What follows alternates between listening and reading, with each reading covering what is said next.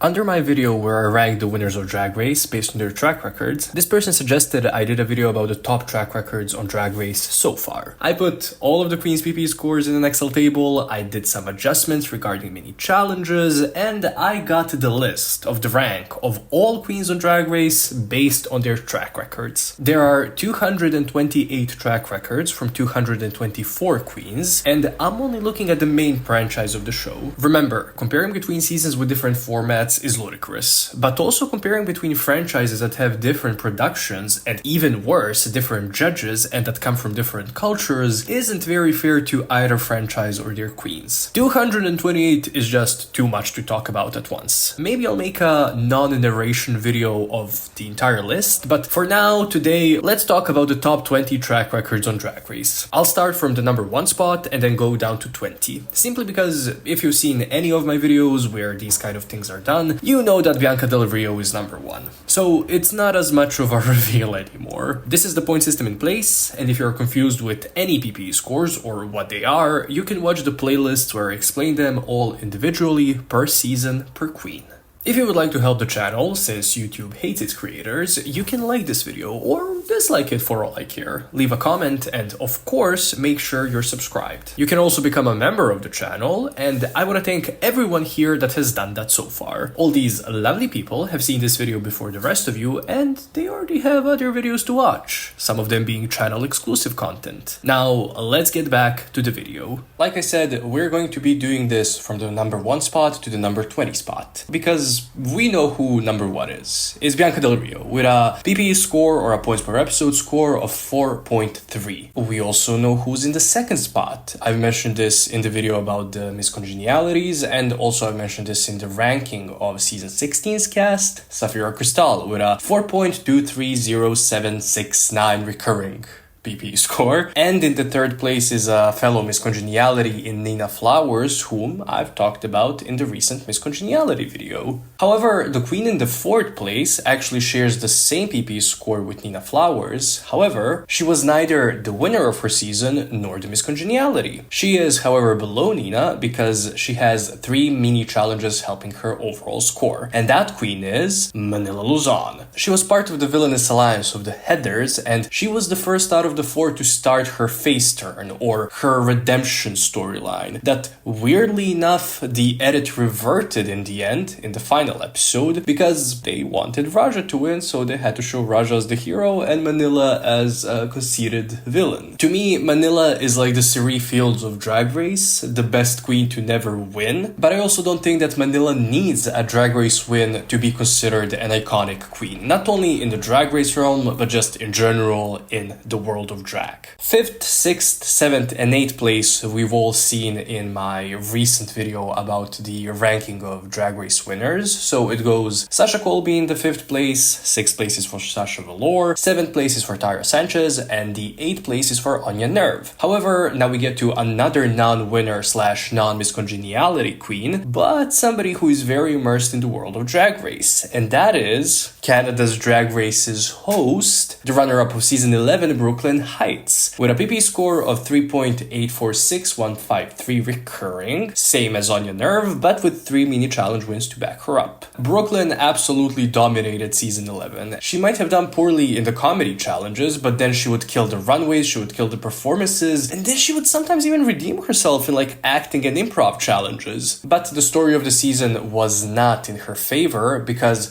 her showmance with Vanjie was her only storyline really, and that ended with their lip sync in the top 5 episode when she sent Vanjie home. Her story was done with there, so her winning the season would not have been a satisfactory ending to the story, unlike, what happened with Evie. Next up in the 10th place, we have another runner-up and another non-miscongeniality queen, Gigi Goode from season 12, where she had a PP score of 3.83 recurring. We know that the original plan for season 12 was for the main story to be between Gigi Goode and Cherry Pie in like a old school style versus new school style of drag, where obviously Gigi would be the hero, Cherry the villain, and Gigi would end up winning the season in the end. But then, you know, the whole thing with Cherry Pie happened and they had to re-edit the season really quickly. And then the audience kind of did not really respond well to Gigi and her lack of social awareness. And so her winning the season, especially during COVID, when season 12, as messy as it was and as poor of quality as it was escapism for many people, to the point where people still think that season 12 was good. Like, guys, no, rewatch it. Gigi Goode ended up being a very iconic queen, a strong competitor, and I think that whenever she happens to get on All Stars, unless she's there with like Sapphira, I think we can put our money on Gigi to win it. In the 11th place, we have another winner in Jinkx Monsoon, but in the 12th place, we have the first queen that did not reach the finale of her season. And there are only 2 of them in this top 20. And the first one of them is Ongina from season 1. Yeah, Ongina has a PP score of 3.8, and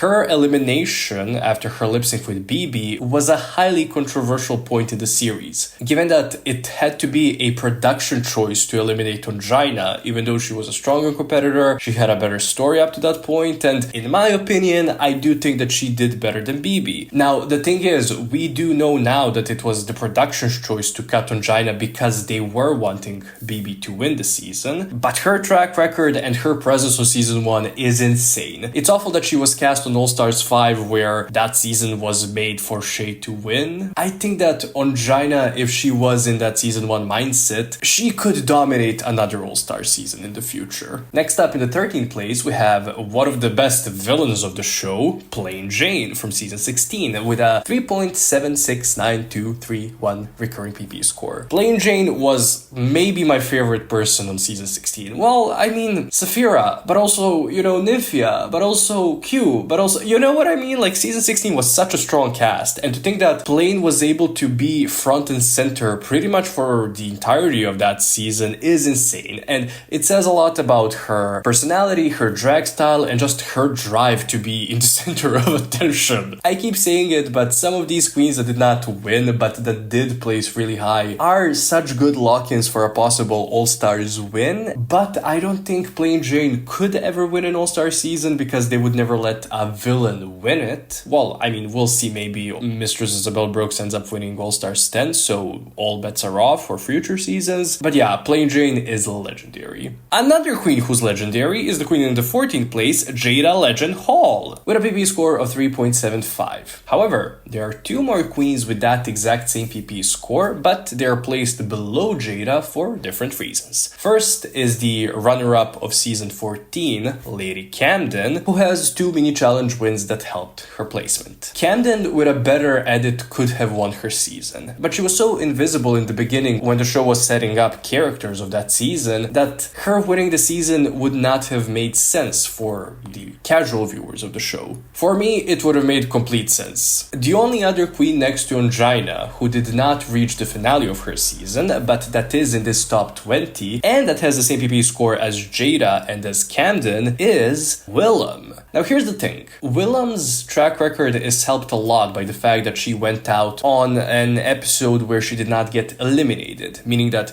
her placement was a win in her last episode. And I think people forget just how good on season 4 Willam was. Not only from the sort of drama and for her character, but she had 2 wins on that season, and she had some pretty good performances in other challenges overall. A pretty fine lip sync against Jiggly, I guess. Nothing too spectacular. I love anyone who will stand up to RuPaul into the production. Even though she is kind of a compulsive liar. Next, after Willam, comes season 7's Ginger Minj. Now, Ginger and another queen have the same PP score, but Ginger has 3 mini challenge wins, this other queen has 4 mini challenge wins, and they competed in the same amount of episodes, so Ginger has to go before her. I've said this many times, Ginger could have won season 7 had she just had a better visual presentation. That season was heavily influenced by the popularity of Adore Delano on season 6, so the the theme, more or less. So season 7 was old school versus new school drag. Kind of like what happened on season 12, but they actually could do it on season 7. And so the story of the season was built around Violet Chachki, Miss Fame, and Pearl mostly, trying to adapt in these challenges that were made for old school queens, but never actually really succeeding in that. And then the old school queens not succeeding at the challenges that were tailor-made for the younger queens, and then them clashing constantly, and then them kind of having to crown Violet because she was the anti-hero of that season. Crowning Pearl would not have made sense, and Ginger was the villain. She was the leader, more or less, of that villainous alliance. Back then, Michelle did say that they were looking for a younger winner. So again, this was a production choice to not crown Ginger. It was also a production choice not to crown Ginger on All-Star 6, and I don't know now how All-Star 10 will end, but I kind of doubt that she's going to be the winner of that season either. But a queen, like I've just said, that has the same PP score as Ginger, but that was successful in All-Stars, was Alaska. Yeah, Alaska's run on season 5 is kind of underwhelming. Kind of.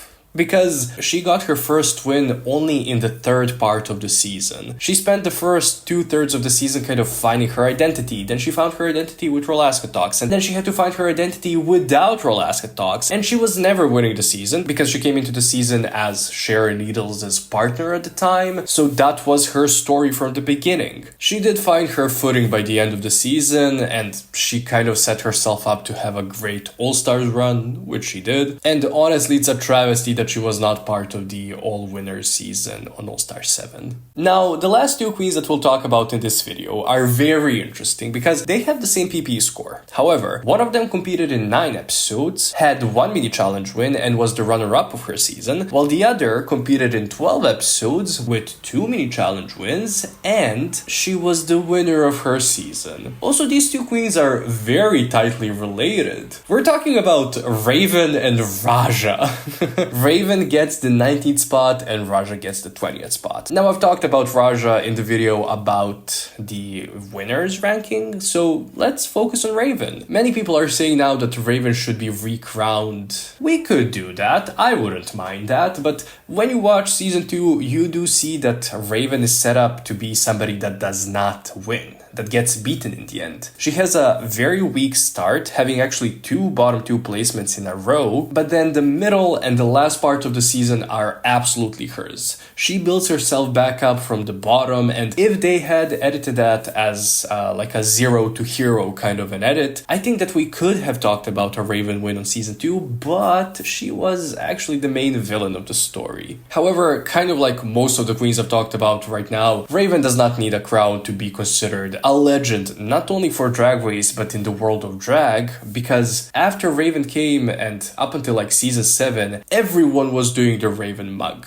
Now she works for RuPaul. Like, what more could you ask for as a drag queen living and working in USA? I mean, probably many things, but you know what I'm talking about. So as you can see, in the top 20, every season is represented, except for seasons 8, 10, and 13. Simone comes first out of these 3, representing season 13, and she's in the 26th spot, with a PP score of 3.583 recurring. Aquaria has the same PP score as her, but she is below Simone due to mini challenge wins at number 28. Season 8 has the weakest, strongest competitor in Kim Chi, with a PP score of 3.5, at number 33. Seasons 1, 2, 3, 5, 12, and 16 each have 2 queens representing them. The top 20 is comprised of 8 winners, 10 queens that reached their season's finale, and 2 queens that did not. The season with the highest placing queens in this top 20 are seasons 1 and 16, with season 1 having a queen in the 3rd and 12th place, while season 16 has a queen in the 2nd and 13th place. If this video does well, I will consider doing an analysis and breakdown of the entire list. So,